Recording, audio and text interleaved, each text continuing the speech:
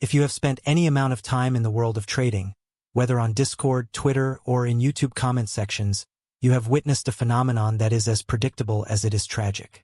It is the revolving door. Every single month, a fresh wave of new faces arrives. They are energetic. They are optimistic. They post screenshots of their first winning trade. They talk about financial freedom. They talk about quitting their jobs. They use words like grind and hustle. They look at the charts and they see a future where money is no longer a problem. Fast forward 6 months. Go back and look for those same names. Look for those same profile pictures. They are gone, disappeared, vanished without a trace. The accounts are inactive. The excitement has turned into silence. Why? Why do so many people pour their hopes, their hard-earned money, and their precious energy into this pursuit, only to walk away frustrated, defeated, and often poorer than when they started? Is the market rigged against them? Is trading impossible? Are they just not smart enough? No, the tragedy isn't that they failed. The tragedy is that they quit before they could succeed. The market isn't designed to break you financially. It is designed to break you psychologically. And for most people, it succeeds. Most people come into trading with a fantasy. They don't see the market for what it is, a ruthless, efficient probability machine. They see it for what they want it to be. They see a shortcut. They see an escape hatch. They hate their boss. They are drowning in debt. They feel stuck in life. And suddenly, they see a video of a guy making $5,000 in 10 minutes from his phone on a beach. And they think, that's it. That's my way out. They buy into the dream. They imagine a life where their phone is an ATM. They imagine the look on their friends' faces when they pull up in a new car. And at first, it feels real. They open a demo account. They click buy. The line goes up. They make $500 in virtual money. And a dangerous thought enters their mind. This is easy. I've got this. Let's picture a guy named Alex. Alex is 25. He works in a warehouse. His back hurts every day. He lives paycheck to paycheck. He is desperate for a change. One night, he sees a TikTok of a trader flipping an account. The number burns into his brain. He doesn't know what a candlestick is. He doesn't know what leverage is. But he knows he wants that life. The next day, Alex downloads a trading app. He deposits $500, money he was saving for a vacation. He jumps straight in. He buys gold because gold always goes up, right? Luck is on his side. Gold rallies. He makes $200 in an hour. He makes more in that hour than he does in 2 days at the warehouse. He is euphoric. His heart is pounding. He starts doing the math in his head. If I can make $200 an hour, I can quit my job next week. He is flying high. But then, the market decides to teach him the first lesson. He enters a trade on euro to US dollar. It looks perfect. It goes down. He thinks, it'll come back. He holds. It goes down more. He thinks, I need to lower my average. He buys more. Crashes. In 30 minutes, the $200 profit is gone. Then $100 of his own money is gone. Then $300. He panics. He closes the trade at the bottom. He feels sick. His hands are shaking. He is angry. How could this happen? It was rigged. He deposits another $500. I just need one good trade to fix this. He enters again. Heavy sighs. Revenge trading. Loss. Loss. Loss. Within 3 weeks, Alex has lost $2,000. The excitement is gone. The dream of the beach house is gone. Now he just feels stupid. He feels ashamed. He deletes the app. He tells his friends, trading is a scam. It's just gambling. And Alex becomes another statistic. Another ghost in the revolving door. But here is the truth that Alex never realized. His story is not unique. It is the default setting for every single trader who has ever lived. The professional trader you admire? The guy making millions? He was Alex. He lost the $2,000. He felt the shame. He felt the anger. The only difference is that when Alex quit, the professional trader deposited $500 more, opened a journal and asked, Why did I lose? Most traders quit because they misunderstand the timeline. They misunderstand the nature of the game. They think they are entering a sprint to wealth. They don't realize they have just signed up for an ultramarathon through hell. Why do we quit? The first and most powerful reason is the expectation trap. We live in a world of instant gratification. You want food? DoorDash. You want entertainment? Netflix. You want a date? Tinder. Everything is one click away. We bring this Amazon Prime mindset into the markets. We expect prime delivery on our success. Alex expected to be profitable in 3 months. When 6 months passed and he was still losing, he felt like a failure. But this expectation is insane. Let's use a metaphor.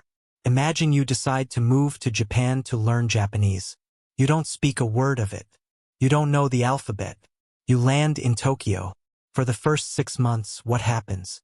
You feel like an idiot. You can't read the street signs. You can't order food. You try to say hello, and you accidentally insult someone's mother. You are confused, frustrated, and isolated every single day. Does this mean you are stupid? Does this mean Japanese is a scam? No. It means you are in the immersion phase.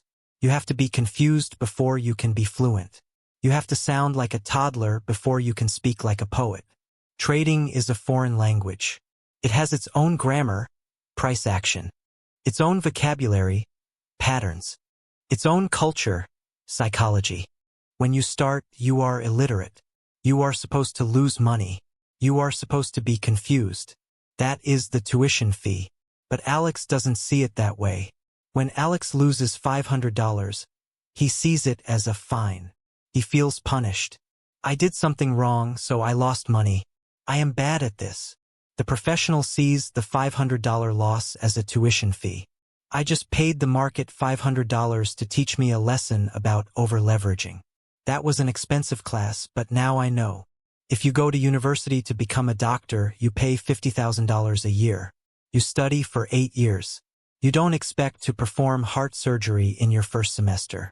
You don't expect to get paid while you are studying. You accept the debt. You accept the long nights. You accept the grind because you know the reward at the end is worth it. But in trading, people deposit $500 and expect to be a brain surgeon next Tuesday. And when they aren't, they quit. They drop out of medical school in the first month because it's too hard or I'm not rich yet. This timeline disconnect is fatal. Most traders quit in the first 12 months. Do you know how long it takes the average professional to become consistent? 3 to 5 years. 3 to 5 years of losing, break-even, struggle, study, and refinement. If Alex knew that, if he truly accepted that he was signing up for a 5-year degree program, would he have quit after 3 weeks? Maybe, but at least he would have quit for the right reason. He quit because he was lazy, not because he thought he was failing. He wasn't failing. He was learning. But because he judged his Year 1 results against Year 10 expectations, he crushed his own spirit. You cannot judge your beginning by someone else's middle. If you are in your first year of trading, your goal is not to make money. Your goal is to survive. Your goal is to keep your tuition fees low while you learn the language. If you are still in the game after 12 months, even if you haven't made $1, you are winning. Because you are still standing. But it's not just the expectations. It's the pain. People underestimate the sheer emotional weight of trading. From the outside, it looks easy. You sit in a chair. You click a mouse. How hard can it be? It's not manual labor. You aren't carrying bricks. But the stress of watching your net worth fluctuate in real time is a burden that the human brain was not designed to carry. It is heavy. It creates a type of exhaustion that sleep cannot fix. Let's go back to Alex. He makes $200. He feels like a god. He buys a nice dinner. He feels smart. The next day, he loses $300. Suddenly, he feels like the stupidest person on earth. The dinner tastes like ash. He regrets buying it. He hates himself. This emotional roller coaster, manic highs and depressive lows, is what breaks people. It is the pilot in the fog. Imagine Alex is a pilot. He is flying a plane. Suddenly, he flies into a thick, dark storm cloud. Visibility drops to 0. The wind is shaking the plane violently, volatility. His instruments are spinning wildly, P&L fluctuating.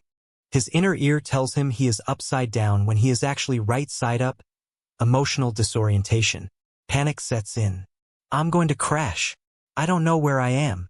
Get me out of here. What does the amateur pilot do in this situation? He ejects. He pulls the parachute. He bails out of the plane into the ocean. He quits. Flying is too dangerous. I almost died. But what does the professional pilot do? He knows that the turbulence is temporary. He knows that above the clouds, the sun is always shining. He ignores his inner ear, his fear. He trusts his instruments, his trading plan. He grips the yoke, keeps the plane steady, and endures the shaking. He flies through the fog, not away from it. 10 minutes later, he breaks through the clouds into clear blue sky. Most traders quit because they eject the moment they hit turbulence. They feel the fear of a drawdown, and they decide, I can't handle this. They don't realize that if they just held the controls steady, if they just lowered their risk and kept showing up, the storm would pass. The emotional crush also leads to an identity crisis. This is the most dangerous part. Alex starts to attach his self-worth to his trading results. When he wins, he thinks, I am a good person. I am successful. When he loses, he thinks, I am a loser. I am a failure. I am worthless to my family. This is toxic. You cannot survive in a profession where your self-esteem is on the line every single day. The market will destroy your ego. It will humiliate you. If your identity is tied to your P&L, you will eventually quit to protect your ego. You will walk away to stop the pain of feeling like a loser. The trader who survives is the one who separates the work from the self. The trade lost. I am not a loser. The trade was just a data point. The trade won. I am not a genius. The trade was just a probability. This detachment is the armor that allows you to survive the storm. But Alex didn't have that armor. He was naked in the storm. The wind cut him deep. So he ran for shelter. He quit. And the saddest part is the storm was just about to break. After the initial excitement fades and the emotional bruising sets in, the trader enters the most dangerous phase of all, the plateau. This is where the quit rate is highest. It's not usually the catastrophic loss that makes people quit. It's the slow, grinding realization that they are working hard and getting nowhere. Let's look at Alex 1 year later.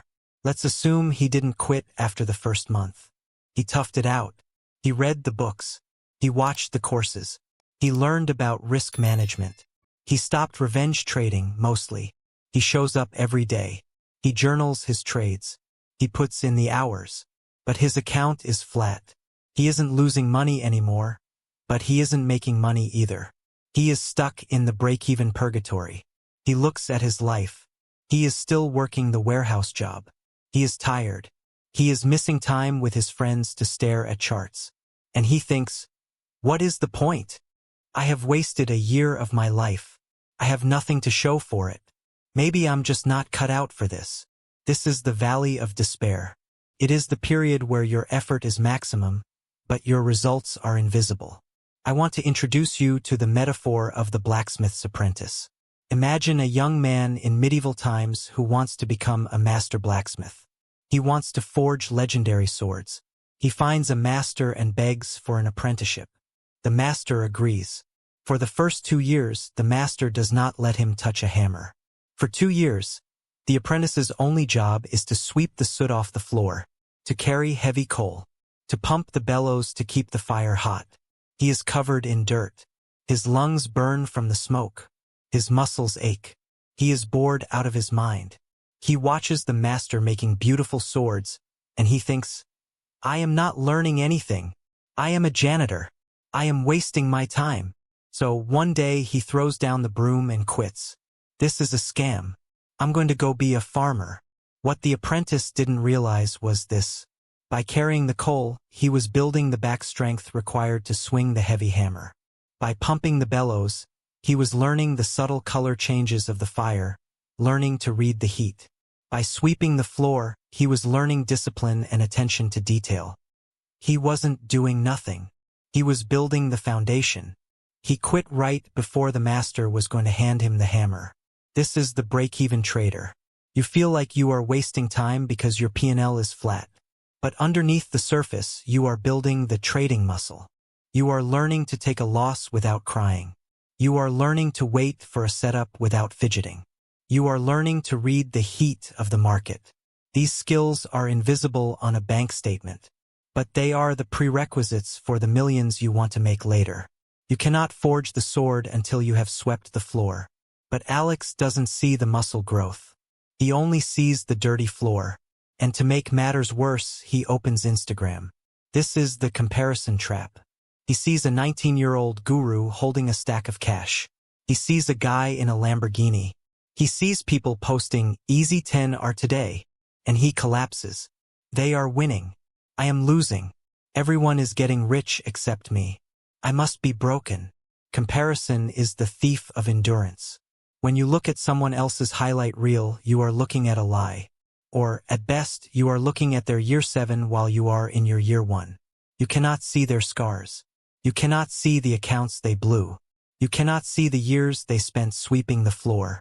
If you are in the valley of despair, realize this.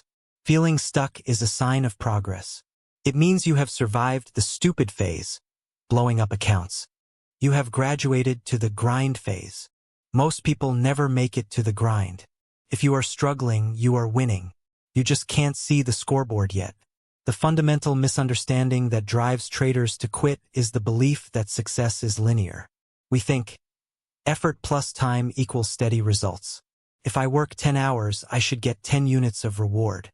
If I work 100 hours, I should get 100 units of reward. But trading success is exponential. It looks like a hockey stick graph. Flat, flat, flat, flat, vertical. I want you to think about the Stonecutter. There is a famous credo by Jacob Riis. When nothing seems to help, I go and look at a stonecutter hammering away at his rock, perhaps 100 times without as much as a crack showing in it. Yet at the 101st blow it will split in two, and I know it was not that last blow that did it, but all that had gone before. Picture Alex hitting that rock. He hits it 10 times. Nothing. He hits it 50 times. His hands are bleeding. Nothing. He hits it 90 times. He is exhausted. The rock looks exactly the same as when he started. Not even a scratch. At the 99th blow, Alex looks at the rock. This is impossible. This rock is unbreakable. I am weak. He drops the hammer. He walks away. He quits. Then, a new trader walks up. He picks up the hammer. He hits the rock one time. Crack. The rock splits open, revealing a massive diamond inside. The new trader looks like a genius. Wow! Look how easy that was. I barely touched it. But Alex, walking away in the distance, did 99% of the work. He just didn't stay for the reward.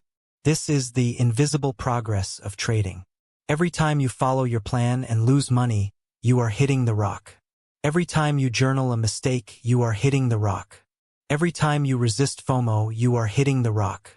You cannot see the crack forming on the inside. The internal structure of your mind is changing. The neural pathways are rewiring. The discipline is hardening. But on the outside, your P&L, it looks like nothing is happening. Most traders quit at blow number 95. They quit because they require visible evidence of success to keep going. They need the external validation of money. But the master trader relies on internal validation. Did I make a good swing? Yes. Then the rock is weakening. I don't need to see the crack to know it's there. The shift that saves you from quitting is this. Stop falling in love with the outcome. Fall in love with the process. If you swing the hammer only because you want the diamond, you will quit when you don't see it. But if you swing the hammer because you want to become a master stonecutter, because you take pride in the swing itself, then you will keep hitting it forever. And ironically, that is the only way the diamond ever appears. The money is a lagging indicator of your skill. The skill is built in the silence. It is built in the dark. It is built when nobody is watching and you aren't getting paid. Alex wanted the diamond immediately. He didn't respect the stone. And so the stone broke him instead of him breaking the stone. So why do most traders quit? They quit because it hurts. They quit because it takes longer than they thought. They quit because they feel alone. They quit because they can't see the invisible progress they are making. But mostly, they quit because they forget that the market is a filter. The pain you feel, the confusion, the losses, the doubt, it is not a bug in the system. It is a feature. The market is designed to be hard. It is designed to weed out the tourists, the gamblers, the lazy, and the weak. If it were easy, everyone would do it. If everyone did it, there would be no edge. There would be no profit. The difficulty is the barrier to entry. The pain protects the prize. Every time you want to quit, imagine the market is asking you a question. How badly do you want this? Do you just want the money? Or do you respect the craft? Most people answer, I just want the money, and the market kicks them out. The survivors answer, I will stay until I figure this out. I don't care how long it takes. I don't care how much it hurts. I am not going anywhere. And eventually the market yields. Eventually the fog clears. Eventually the rock splits. Imagine the seed planted under the concrete. It pushes up against the heavy, dark sidewalk. It has no light. It has no room. The weak seed dies. It's too hard, it says. The strong seed keeps pushing. It gathers strength from the struggle. And one day it cracks the concrete. It bursts through into the sunlight. The traders who succeed are simply the ones who refuse to die in the dark. If you are reading this, and you are in the valley of despair, if you feel like quitting, if you feel like you are hitting an unbreakable rock, do not stop. You are closer than you think. The tuition is almost paid. The apprenticeship is almost over. The next blow might be the one that splits the stone. The only difference between the master and the beginner is that the master has failed more times than the beginner has even tried. Stay in the chair. Survive the night. The sun is coming.